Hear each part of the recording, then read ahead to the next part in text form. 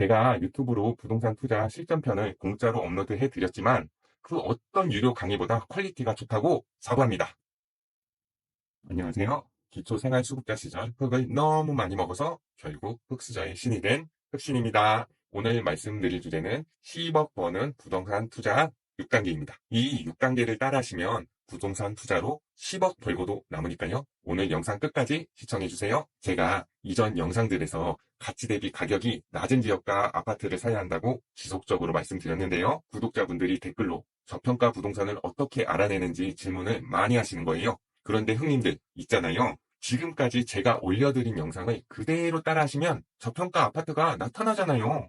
제가 흑수저 탈출 공략집 1편부터 8편까지는 마인드편을 업로드해 드렸고요. 9편부터 16편까지는 부동산 실전편을 업로드해 드렸잖아요. 흑수저분들이 제가 올려드린 영상을 1편부터 16편까지 순서대로 따라하시면 흑수저를 탈출할 수 있는 저평가 아파트가 나타나요. 제 채널을 좋아해 주시는 분들은 아셨을 거예요. 마인드 편도 따라해야 하는 순서대로 올려드린 거고요. 부동산 실전편도 차례대로 따라서 투자하시라고 영상을 올려드린 거예요. 오늘 주제가 10억 버는 부동산 투자 6단계잖아요. 그래서 제가 올려드린 흑수 탈출 공략집 실전편 9편부터 16편이 어떻게 부동산 투자 6단계가 되는지 알려드리도록 할게요. 단계가 앞일수록 가장 중요한 단계입니다. 그럼 가장 중요한 1단계부터 설명 들어갑니다. 부동산 투자 1단계는 뭘까요? 네, 사야 하는 부동산을 아는 게 아니고요. 사면 안 되는 부동산이 뭔지 아는 것이라고 있습니다. 흑수 탈출 9편, 10편, 11편 영상이었고요. 절대 이런 부동산 사지 마세요 편이었습니다. 절대 사면 안 되는 부동산이 뭐라고 하였죠? 네, 지신분 전생타도입니다. 인생의 지신분이 되지 않기 위해서 전생을 타도해야 한다라고 외우시면 됩니다. 절대로 사면 안 되는 7가지 부동산은요. 지역주택조합, 신도시 분양상가, 분양형 호텔, 전원주택, 생활형 숙박시설, 타운하우스, 도시형 생활주택이었습니다. 이 7가지는 절대 사지 마시기 바랍니다. 그리고 가급적 사지 말아야 하는 부동산은 뭐였죠? 네, 아오지 분초였습니다. 아오지 탄광 시계에는 분초가 없다라고 외우시면 됩니다.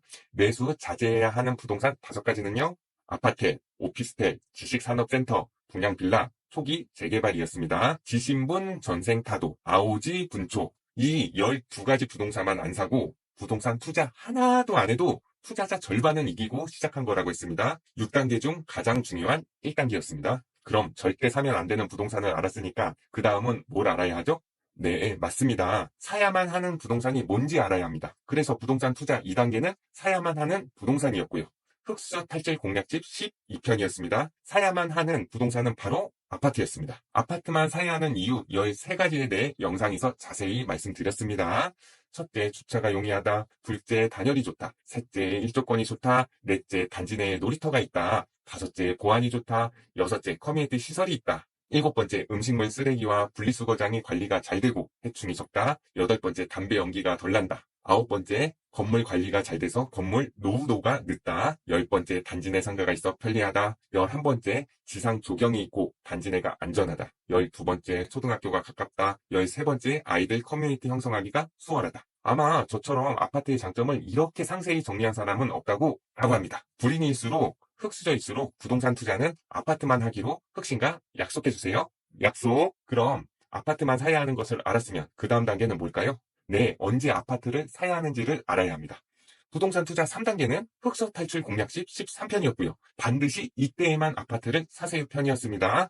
자산은 사이클이라는 것이 존재하고요. 부동산도 자산이기에 사이클이 있습니다. 투자는 언제 사느냐가 투자 성패를 좌우합니다. 사이클 바닥에서 사면 입지 안 좋은 부동산을 사도 오르고요. 사이클 꼭대기에 사면 입지 좋은 강남 아파트를 사도 망하는 겁니다. 그런데 우리나라에서 사이클을 정확히 맞춘 전문가가 있나요? 자산 사이클은 반드시 존재하지만 그 사이클을 정확히 맞출 수 있는 사람은 없습니다. 연준 의장인 제롬 파월도 향후 미국 금리가 어떻게 될지 모르는데 파월도 모르는 금리를 우리가 어떻게 예측하고 자산 사이클을 어떻게 예측합니까? 애초에 사이클을 예측하는 것은 불가능한 겁니다.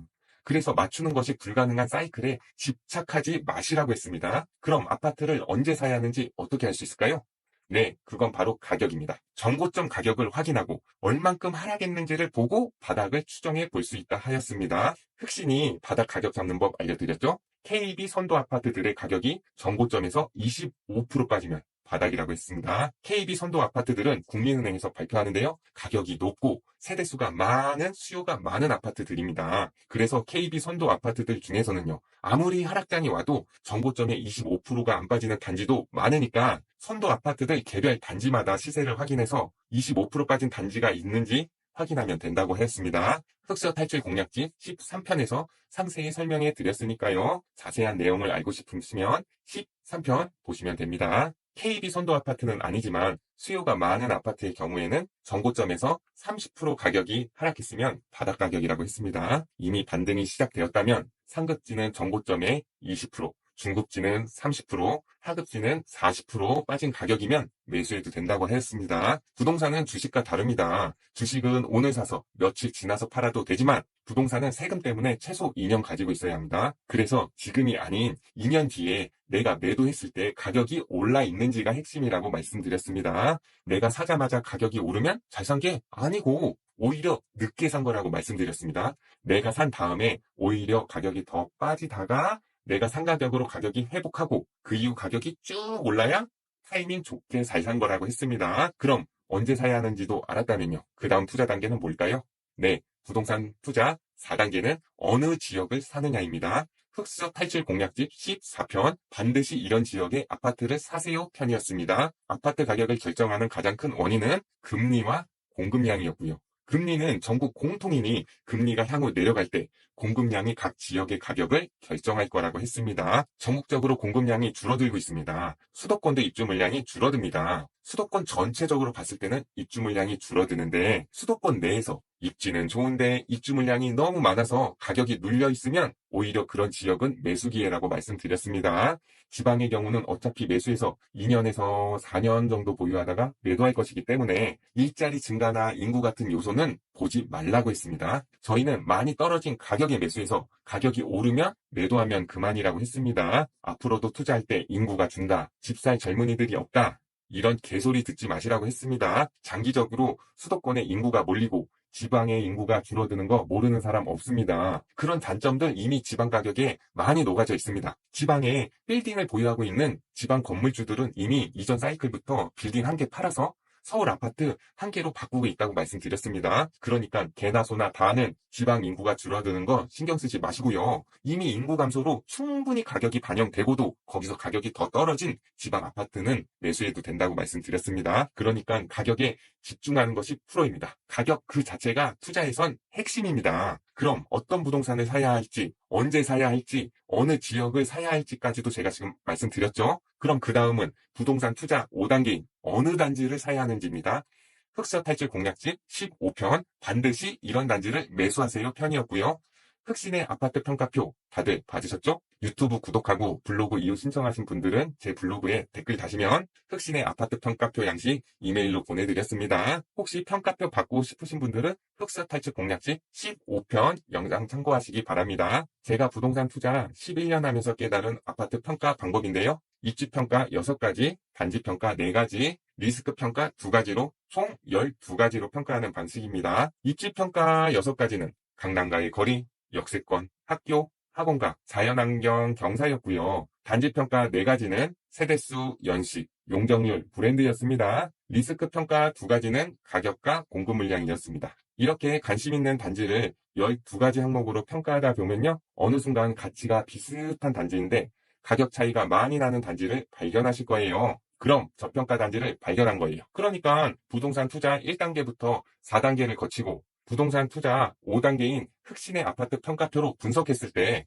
단지 가치는 비슷한데 가격 차이가 난다면 가격이 낮은 단지를 드디어 발견하신 거예요. 다음은 부동산 투자의 마지막 단계인 6단계입니다. 이제 저평가 단지를 찾았으니까 네이버 부동산에 나온 매물들 중에 어느 매물을 사야 잘 사는 건지를 알려드렸습니다. 그래서 흑수저 탈출 공략집 16편은 반드시 이런 동호수 세대를 사세요 편이었습니다. 어떤 세대를 사야 잘 사는 건지 동호수 가치 기준 6가지를 말씀드렸고요. 그 6가지는 층, 뷰, 평면, 향, 동, 사이드였습니다. 예전에는 향, 층, 뷰가 중요했지만 이제는 층, 뷰, 평, 향, 동이 중요하다고 말씀드렸습니다.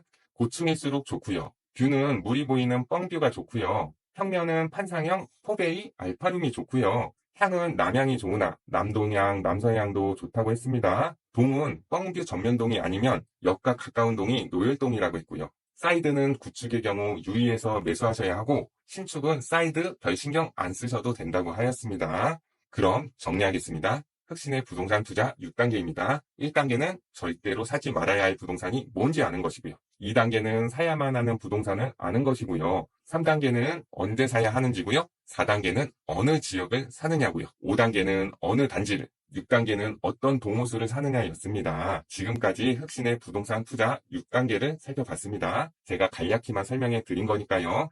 아직 안 보신 분은 흑수 탈출 공략집 9편부터 16편까지 꼭 보시길 바래요. 보신 분들도 여러 번 돌려보시면 부동산 투자 실력이 훌쩍 늘어나 계실 거예요. 제가 유튜브로 부동산 투자 실전편을 공짜로 업로드해 드렸지만 그 어떤 유료 강의보다 퀄리티가 좋다고 자부합니다. 웬만한 50만원짜리 유료 강의도 제가 유튜브로 보여드린 부동산 투자 6단계처럼 일목요연하게 설명해주는 강의 없습니다. 그러니까 무료라고 대충 보지 마시고 집중해서 보시면요. 부동산 투자로 좋은 결과 있으실 거예요. 특히 흑수저 선후배님들은 9편부터 16편인 부동산 실전편보다 1편부터 8편까지 마인드편이 더 도움이 많이 되실 거예요.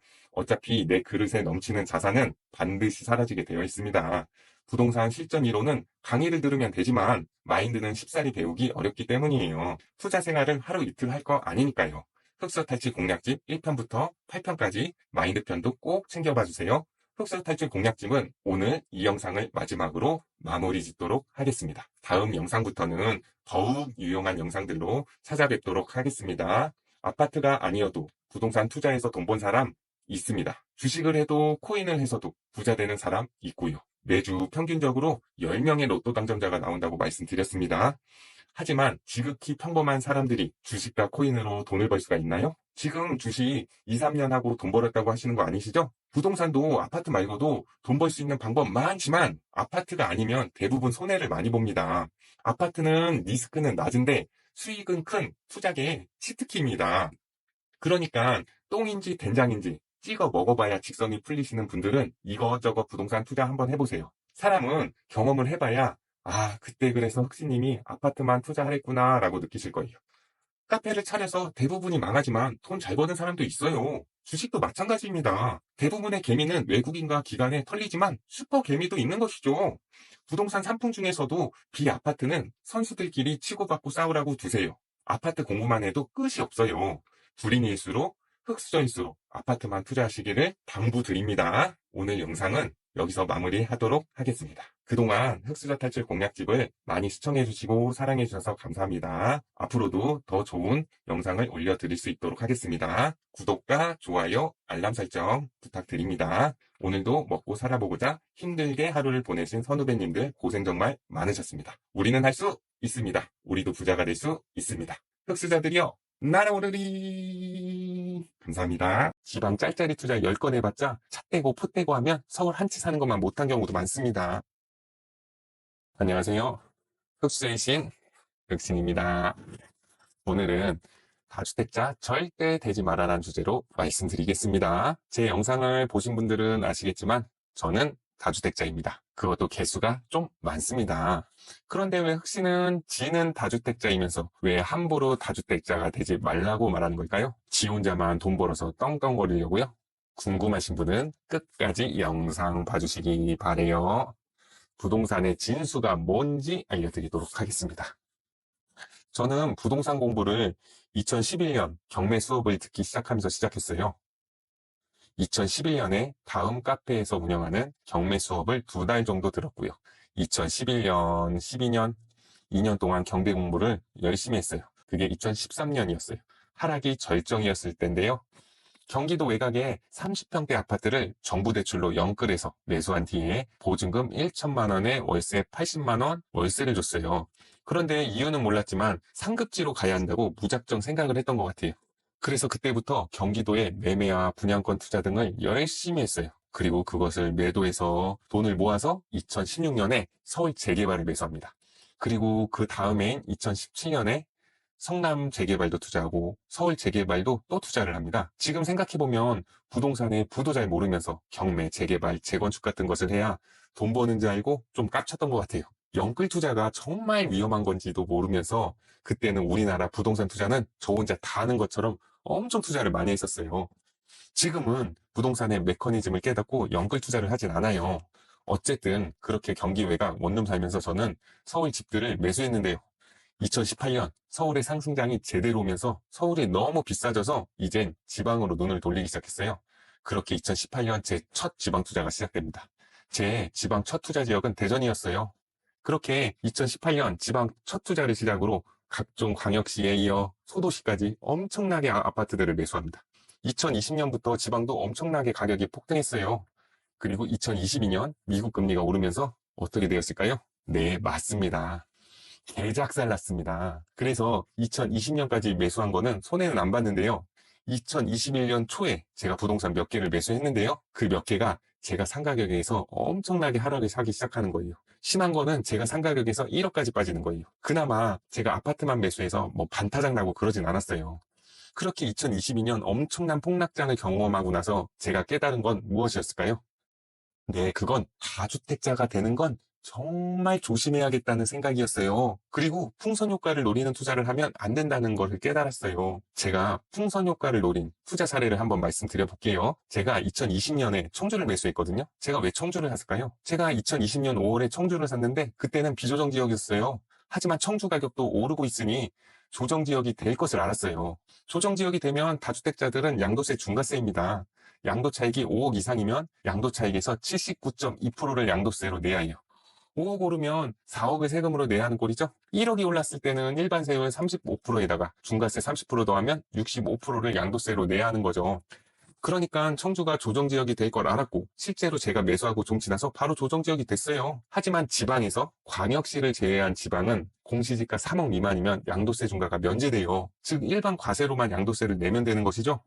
저는 바로 이것을 노리고 청주, 전주같이 광역시는 아니지만 준광역시급을 매수한 것이죠. 이게 바로 풍선효과 투자법이에요.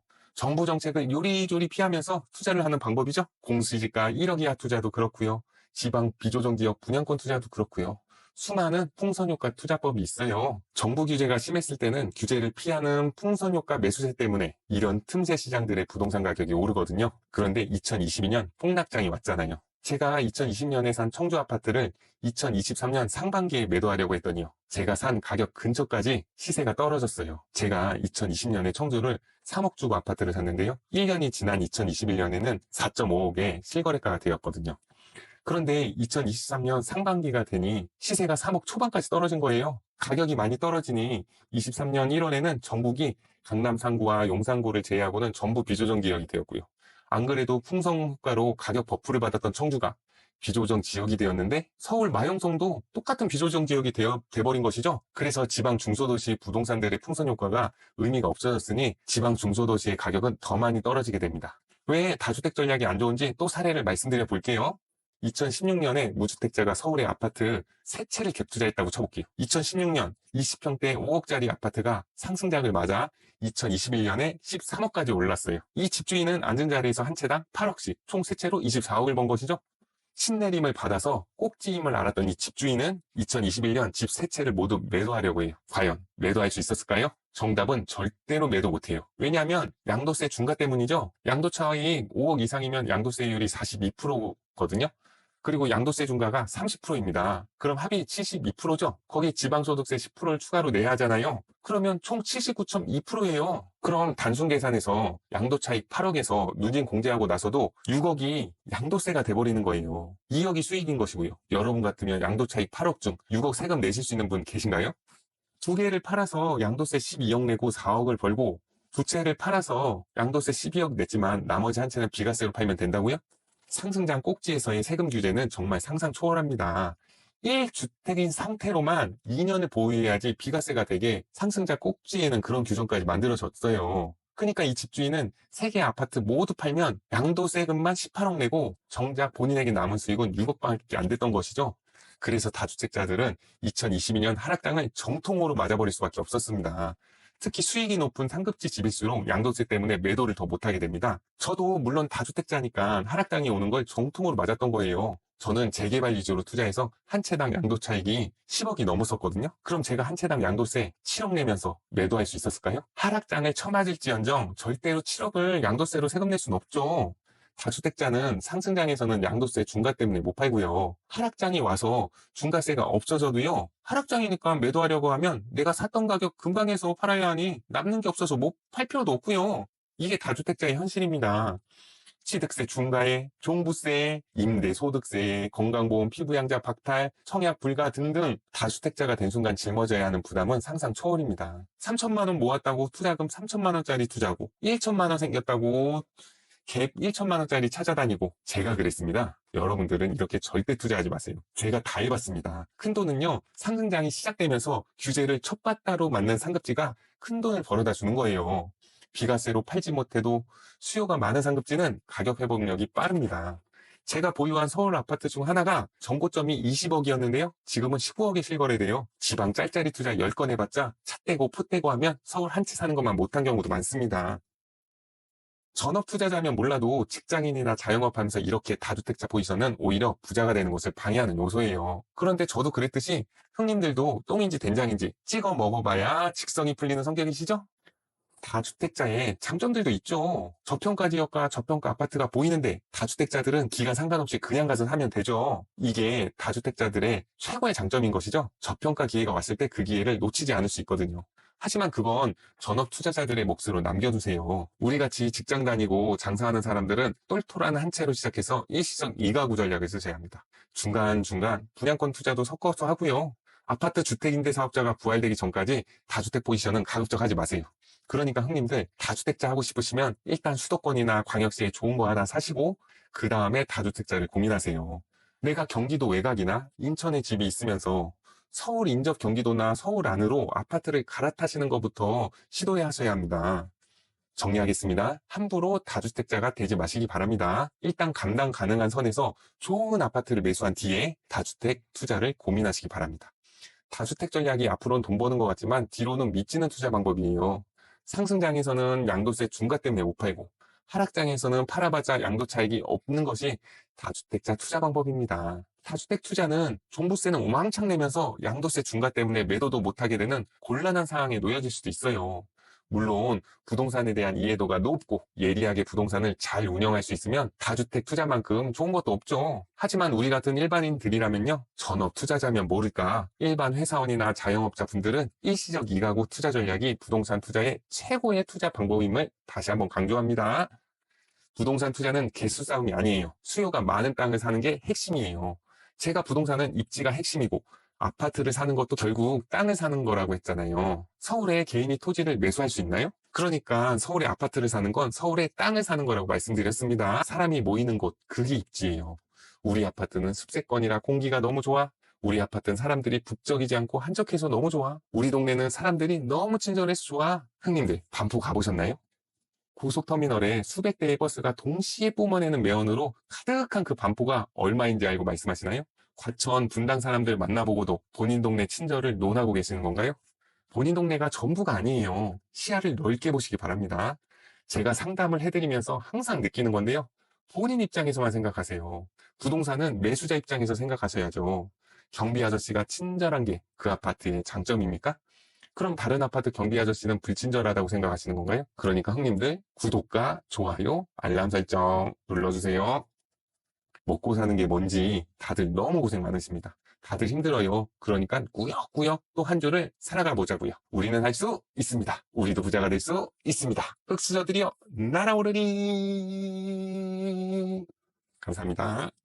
호재는 말입니다. 호재가 없는 지역보다 호재가 있는 지역이 더 많습니다. 본인 동네만 호재가 있는 것 같으시죠? 안녕하세요. 흑수저의 신, 흑신입니다. 오늘은 부동산 호재에 대해서 말씀을 드릴 거예요. 형님들, 부동산 공부를 한다는 것이 무엇일까요? 이 지역에는 전철이 뚫린다, 쇼핑몰이 들어온다, 산업단지가 들어온다 등등등 이런 개발 사업들의 정보를 검색하고 정리하는 것을 부동산 공부한다고 생각하시는데요. 이건 완전한 불인입니다.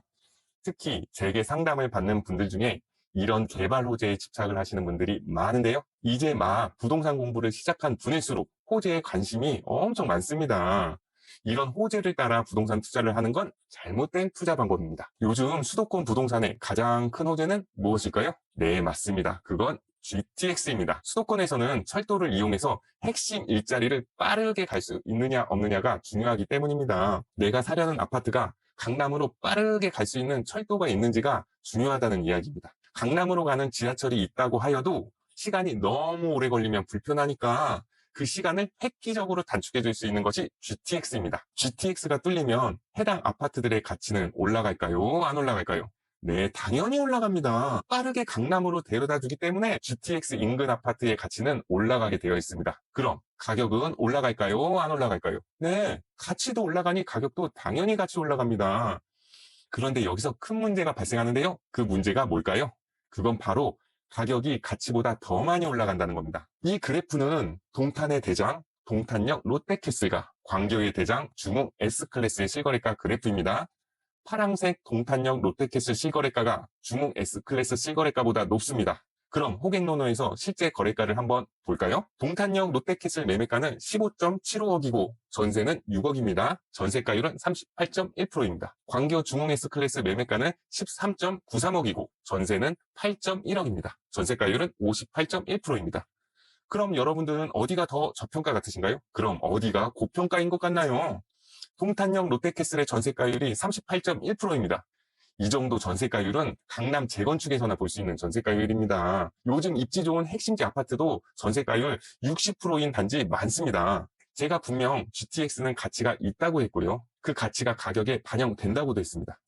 하지만 가장 큰 문제가 가치보다 가격이 더 많이 오른 것이 문제라고 했습니다. 아직 동탄역에 GTX가 안 다니니까 전세가가 낮은 것도 맞습니다. 그럼 GTX가 다니면 동탄역 롯데캐슬의 전세가가 중흥 S클래스 전세가를 앞지를까요? 전 그건 힘들다고 봅니다. 그 이유는 전세가는 GTX만으로 결정나는 것이 아니기 때문입니다. 일자리, 교통, 학군, 상권, 환경, 지역의 위상 등 모든 요인들이 모여 전세가가 정해지는 것이죠. 그래서 임장을 가는 것이에요. 현장을 가보면 알 수 있습니다. 두 도시의 길거리와 걸어다니는 사람들을 보고요. 주변 상권과 환경도 봅니다. 그리고 학원가는 학생들도 유심히 봅니다. 광교 임장 가보시면 광교의 전세가가 비싼 이유가 신분 당선 때문만은 아닌 것을 알 수 있는데요. 저 광교에 집 없습니다. 그리고 제게 상담받는 분들께 광교 매수를 추천한 적도 없습니다. 다만 불인이 분일수록 호재만 보고 집을 매수하시기 때문에 호재는 그냥 참고만 하라는 말입니다. 남동탄은 동탄역과는 멀지만 호수공원 근처로 정주 여건이 매우 좋습니다. 강남, 종로, 잠실, 판교 등에 갈 수 있는 광역버스들도 자주 다니고요. 동탄은 그 자체로 경기 남부의 맹주입니다. 그러니까 오히려 GTX 호재로 거품이 많이 낀 북동탄보다 거품이 적은 남동탄이 투자 관점으로 더 좋을 수 있거든요. 동탄역에 이제 곧 GTX 뚫린다고 동탄 시범단지 분들 좋아하시는데요. 동탄역까지 열심히 걸어가서 대심도 50m 내려가서 GTX 타고 수서 가서 또 50m 대심도 올라와서 강남 갈 바에 그냥 내 집 앞에서 광역버스 타고 강남 가는 것이 훨씬 수월할 수도 있습니다. GTX가 뚫리면 서울까지 출퇴근은 용이해지지만 반대로 동탄역 상권은 빨대 효과로 인하여 판교나 서울로 상권 수요를 뺏기게 되는 것이죠. 지금 동탄역 근처 상가 분양받으신 분들 어떻게 되었습니까? 벌써부터 그냥 그 상권 스트리트 전체가 다 공실이지 않습니까? 그러니까 해당 단지의 정확한 가치를 판단할 줄 알아야 합니다. 그럼 해당 단지의 가치를 어떻게 판단할까요? 정확히는 아니어도 해당 단지의 가치를 판단하는 방법은 같은 가격대의 아파트가 어디 있는지를 보면 됩니다. 동탄역 롯데캐슬이 16억이면 같은 16억의 아파트들이 또 어디 있을까를 보시면 되는 것이죠. 마용성이라고 들어보셨나요? 마포구, 용산구, 성동구의 줄임말입니다. 강남을 제외하고서 서울에서 가장 비싼 동네입니다. 전용 84 기준 16억으로 이 지역의 신축 아파트도 매수할 수 있는 단지들 있습니다. 동작구, 영등포구, 강동구 같은 대기업 직장인들의 로망 지역들도 모두 매수 가능합니다. 16억 가지고 매수하고도 오히려 돈이 남는 신축 단지들도 이 지역에 많습니다. GTX의 역할이 뭐라고 하였죠? 네, 강남으로 보다 빨리 데려다줘서 시간적인 이동거리를 줄여주는 용도가 GTX입니다. 그런데 이미 강남에 GTX가 아닌 전철만으로 금방 갈 수 있는 서울 아파트를 16억이면 살 수 있습니다. 호재는 말입니다. 호재가 없는 지역보다 호재가 있는 지역이 더 많습니다. 본인 동네만 호재가 있는 것 같으시죠? 각 지역들이 대형 호재인 GTX 말고도 수많은 호재들을 가지고 있습니다. 이런 호재들이 부동산의 가치를 올려주는 것은 맞습니다. 하지만 호재의 가치보다 더 많이 오른 가격에 거래가 된다면 그건 거품입니다. 부동산은 땅의 위치가 핵심입니다. 부동산을 어설프게 공부한 사람이 부동산을 하나도 공부 안 한 사람보다 부동산을 잘못 사게 되는 이유인 것이죠. 공부를 하나도 안 한 사람은 호재 같은 건 모르겠고 광화문으로 출퇴근해야 하니 3호선 따라서 집을 찾다 보니 서대문구에 아파트를 사는 것이고요. 어설프게 공부한 사람은 광화문에 출퇴근을 해야 되는데 유명한 강사가 GTX 근처에 집을 사야 한다니까 서대문구를 살 수 있는 돈으로 일산 킨텍스의 아파트를 사는 겁니다. 호재를 찾아다니면서 투자를 하면 아마추어입니다. 부동산 공부는 호재를 공부하는 것이 아닙니다. 부동산 공부란 그 부동산이 위치하고 있는 땅의 가치를 파악하는 것입니다. 호재의 목적을 잘 한번 생각해 보세요. 지방에 사시는 분들도 호재 때문에 잘못된 판단을 하시면 안 됩니다. 산업단지가 들어온다고, 공기업과 대기업이 들어온다고 허허벌판 택지에 경쟁률 높았던 아파트를 피를 많이 주고 사시는데요. 그럼 고소득 대기업 다니는 분들이 자녀들을 그 허허벌판 택지에서 키우고 싶어 할까요? 아니면 집에서 직장은 멀고 아파트는 오래되었지만 명문 학교들 많고 유명 학원들이 가득한 학군지에서 내 자식들을 키우고 싶어 할까요? 그래서 어설프게 호재 보고 매수를 할 바에야 아예 호재가 없는 아파트를 사는 게 낫습니다. 내가 호재의 가치가 얼마인지 정확하게 판단을 못하면 호구되는 것입니다. 아예 호재가 없는 아파트를 사면 일단 거품 낀 아파트를 사진 않잖아요. 적정한 시장 가격에 사면 그만인 것이죠. 제게 상담받는 수많은 분들은 하나같이 말씀하십니다. 얼마 오면 쇼핑몰이 개장이 되는데요. 조만간 철도공사가 착공이 되는데요. 대기업이 들어온다는 소식이 있는데 거의 확실치 되는데요. 형님들 있잖아요. GTX가 필요 없는 서울의 3대 업무지구 근처의 아파트 가격을 확인해 보셨나요? 그러니까 본인이 부동산을 잘 모른다 싶으면 호재가 없는 부동산을 사세요. 그것이 내 자산을 지키는 지름길입니다. 수도권에 GTX 호재 있는 곳들이 한둘입니까? GTX A, B, C, D, E, F의 연장까지 GTX 호재에 없는 곳보다 GTX 호재 있는 곳이 더 많습니다.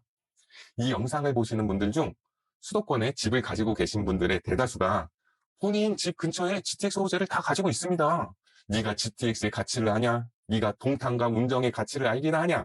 수원과 덕정을 아냐? 송도와 마석을 아냐? 벌써부터 어떤 댓글들이 달릴지 눈에 훤합니다. GTX가 개통되면 매수를 할 때입니까? 매도를 할 때입니까? 쇼핑몰이 오픈하면 매수를 할 때입니까? 매도를 할 때입니까? 정리하겠습니다. 호재는 가치를 올려줍니다. 가치가 올라가면 가격도 같이 올라갑니다. 그러나 대형 호재일수록 가치보다 가격이 훨씬 더 많이 올라가서 아파트에 거품이 낍니다. 호재가 있는 아파트가 거품이 낀 건지 아닌 건지 알려면 같은 가격으로 매수할 수 있는 아파트가 어디 있는지를 보면 됩니다. 형님들의 성공적인 투자를 응원하겠습니다. 구독과 좋아요, 알람 설정 부탁드립니다. 오늘도 먹고 살아보고자 하루 종일 고생하신 형님들 너무 고생 많으셨습니다. 우리는 할 수 있습니다. 우리도 부자가 될 수 있습니다. 흑수저들이여 날아오르리. 감사합니다. 그럼 흑신같이 고소득자도 아니고 부모님 지원도 한 푼 못 받는 사람들은 자산 증식을 하려면 어떻게 해야 할까요? 안녕하세요. 기초생활수급자 시절 흑을 너무 많이 먹어서 결국 흑수저의 신이 된 흑신입니다. 오늘은 내 집에 절대로 실거주 하지 말란 주제로 말씀드릴 거예요. 일반적으로 내 집 마련부터 하라고 하는데 왜 흑신은 내 집에 실거주 하지 말라는 개똥 같은 소리를 하는 걸까요? 내 집 마련이란 말 참 좋죠. 내 집을 사서 실거주를 하면 집주인 눈치도 안 봐도 되고요. 이사 다닐 필요도 없고요. 집도 이쁘게 꾸밀 수 있고요. 하지만 내 집에 실거주할 때 가장 치명적인 단점이 있는데요. 그건 보통 대출을 많이 끼고 내 집 마련을 한다는 거예요. 보통 내 집을 살 때 내 돈 다 주고 사지 않잖아요. 대출 70% 내서 집 사는 분들도 많아요. 혹시 내 집값이 오르면 돈 벌었다고 생각하시는 분 계신가요? 많은 분들이 내 집값이 오르면 돈 벌었다고 차도 사고 명품 가방도 사고 그러시는데요. 내 집값이 올라도 내가 1주택자라면 그냥 본전이에요. 왜냐면 옆집도 오르고요. 윗집도 똑같이 오르거든요. 가격이 오른 내 집을 팔아봤자 어차피 기존 내 집과 비슷한 집을 또 살 수밖에 없는 거예요. 거기다가 내 집이 상급지가 아니면 오히려 상급지 가격은 더 많이 오르기 때문에 내 집과의 가격 차이는 더 벌어지거든요. 그러니까 내가 1주택자이고 내 집 가격이 오르면 무주택자보다는 낫지만 상급지 아파트 소유자보다는 손해라서 그냥 본전이라고 생각하시면 되세요. 결국 내가 대출을 많이 끼고 매수한 집에 실거주를 하면 내가 고소득자가 아닌 이상은 상급지로의 이동은 평생 불가능해집니다. 그럼 흑신같이 고소득자도 아니고 부모님 지원도 한 푼 못 받는 사람들은 자산 증식을 하려면 어떻게 해야 할까요? 네, 그건 거주와 투자를 분리하셔야 합니다. 다시 말해 사는 것 바이와 사는 곳, 리부가 달라야 합니다. 즉, 부동산 매수는 전월세가 비싼 곳을 사서 세입자에게 전월세를 주고요. 본인은 그보다 전월세가 싼 지역이나 주택에 실거주를 하는 것입니다. 제가 실제로 했던 방식인데요. 제 사례를 말씀드릴게요. 저는 2013년에 결혼하면서 경기도 외곽의 32평 아파트를 대출해서 매수하고 보증금 1천에 월세 85만 원으로 세입자에게 월세를 줬고요. 저는 자취하던 전세 4천만 원짜리 원룸에서 그대로 신혼생활을 하였어요. 제 영상 중 흑서 탈출 공략집 제2편 소액이 더라도 벌고 모아라 편에서 저의 2013년 첫 집 매수 계약서를 보여드렸죠. 월세 받아서 대출이자 내고도 매월 65만 원의 수익이 생겼다고 말씀드렸습니다. 그리고 계속 원룸에 살면서 청약, 재개발, 갭투자 등 투자를 이어나갔고요. 바로 서울 재개발을 매수합니다. 그 당시 제가 전세로 살던 아파트의 전세금은 1억 6천만 원이었습니다. 그렇게 제 회사 동기들 모두 신도시 아파트 분양받아 실거주할 때요. 저는 1억 6천만 원짜리 경기도 외곽 구축 소형 아파트 살면서 그 뒤로도 서울, 경기도, 인천 지방 할 거 없이 투자를 이어나갔습니다. 만약 본인이 부동산 투자로 돈을 벌고 싶다면 내 집에 실거주할 생각은 하지 마세요. 서울에 대출을 왕창 받아 실거주를 하는 것이 심리적으로 만족감은 높을 수 있어도 투자로서는 최악의 방법입니다. 대출 잔뜩 받아서 대출 이자만 잔뜩 내는 그 집이 내 집인가요? 은행 집이죠. 화장실과 부엌 정도만 내 거지 나머지 방과 거실은 은행 거지요. 내가 전문직이거나 사업가라서 소득이 많으면 상급지 대출 왕창 끼고 실거주해도 되죠. 하지만 그런 분들은 극히 일부분입니다. 대부분의 우리같이 평범한 사람들은 대출 잔뜩 낀 집에 실거주하면 자산이 늘지 않아요. 그런데 대출을 많이 일으켜서 산 아파트 값이 오르면 좋은 거잖아요. 라고 또 생각하셨죠? 형님들, 내 집만 오르는 거 아니라고 했잖아요. 상급지 아파트 가격은 더 많이 오른다고 했어요. 또한 상급지 아파트를 매수해서 실거주하면 치명적인 문제가 또 발생하는데요. 그것은 바로 생활비입니다. 나는 강남에 살아도 절약하면서 남 신경 안 쓰고 잘 살 수 있다고요? 그건 미혼이시거나 자식이 없는 분들 이야기입니다. 자식을 안 낳으실 거면 상급지에 실거주해도 생활비 절약하면서 살 수 있어요. 하지만 자식이 있거나 자식을 낳을 예정이시면 상급지에 살면 생활비가 엄청나게 많이 듭니다. 그 이유는 나는 안 먹고 안 입고 안 써도 내 자식의 친구들은 다들 잘 먹고 잘 입고 잘 쓰기 때문입니다. 학원비가 얼마인지 아시나요? 미술학원 일주일에 한 번 가는데 12만 원이에요. 태권도 학원 16만 원이고요. 수영 일주일에 한 번 가는데 13만 원이에요. 축구학원, 피아노 학원 등등 그 중에 학원 3개만 보내도 한 달에 50만 원 들어요. 그런데 자식이 2명이면 벌써 100만 원이죠? 지금 저 유치원에서 초등학교 저학년 기준 말씀드리는 거예요. 국어, 영어, 수학은 지금 시작도 안 한 기준으로 말씀드리는 거예요. 상급지에서는 어린이집 유치원 보내는데 내 애만 거저대기 입고 보내기가 어렵습니다. 하급지에서도 눈치 보이는데 상급지에서는 오죽하겠습니까? 그럼 수지, 평촌, 광명 같은 상급지는 어떨까요? 분당, 과천, 마포, 성동이라면요. 그러니까 가격 상승 여력이 높은 상급지에 집을 매수하는 건 잘하시는 거긴 한데요. 상급지인 만큼 가격이 비싸고 그만큼 대출도 이빠이 해서 산 아파트인데 거기에 실거주를 하면 주거비도 많이 들고 생활비도 많이 든다는 거예요. 예를 들어서 설명해 드릴게요. 6억짜리 아파트를 매수해서 전세 4억을 주시고요. 본인은 하급지에 구축 소형 아파트 전세 2억 주고 사는 거라고 할게요. 그럼 내 집에 실거주를 하게 되면 6억을 깔고 사는 거지만 내가 매수한 집을 4억에 전세 주고 나는 하급지 2억에 전세 살면 총 4억을 깔고 사는 거예요. 그럼 2억에 대한 이자를 아끼는 거예요. 그럼 2억에 대한 이자율 4.5%로 계산하면 한 달에 75만 원에 대한 이자를 아낄 수 있어요. 그리고 하급지에 살기 때문에 생활비를 75만 원 아낀다면 총 150만 원 매월 아낄 수 있는 거예요. 하급지에 오래되고 좁은 집에서 사는 불편함 그 자체가 돈을 버는 거예요. 현재의 불편함을 미래의 수익으로 교환하는 거예요. 사회 초년생이나 신혼일 때는 상급지 실거주하고 사나 상급지 전세 주고 나는 하급지 전세 사나 별로 차이가 안 나요. 하지만 시간이 지나면 그 차이는 기하급수적으로 벌어지기 시작해요.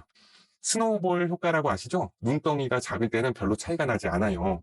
하지만 눈덩이가 커질수록 차이가 커져요. 제가 흑서 탈출 공략집 제5편 구질구질하게 살아라에서 제 사례 여러 개 말씀드렸었습니다. 16년에 제가 무작정 절약만 하라는 이야기가 아니에요. 그러니까 상급지에 투자를 하고 하급지 오래된 소형 아파트에 거주하라는 거예요. 제게 상담을 요청하는 분들에게 저는 항상 선택권을 드려요. 현재를 얼마나 희생할지를 여쭤보고요. 현재를 많이 희생할 각오가 있다고 하면 저는 절대로 내 집에 실거주하지 말라고 해요. 현재의 삶도 중요하죠. 그러니까 무조건 하급지 구축 소형주택에 사는 것이 정답은 아닌 거 저도 알아요. 선택은 본인이 하는 것이고요. 그것에 대한 결과를 받아들이면 그만인 것이죠.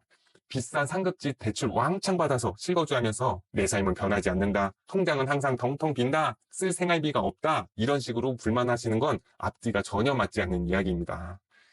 실거주와 투자의 분리 꼭 기억해 주세요. 그럼 오늘도 영상 봐주셔서 너무 감사합니다. 구독과 좋아요, 알람 설정 부탁드립니다. 오늘도 먹고 살아보고자 열심히 일하신 여러분들 정말 고생 많으셨습니다. 우리는 할 수 있습니다. 우리도 부자가 될 수 있습니다. 흑수저들이여 날아오르리. 감사합니다.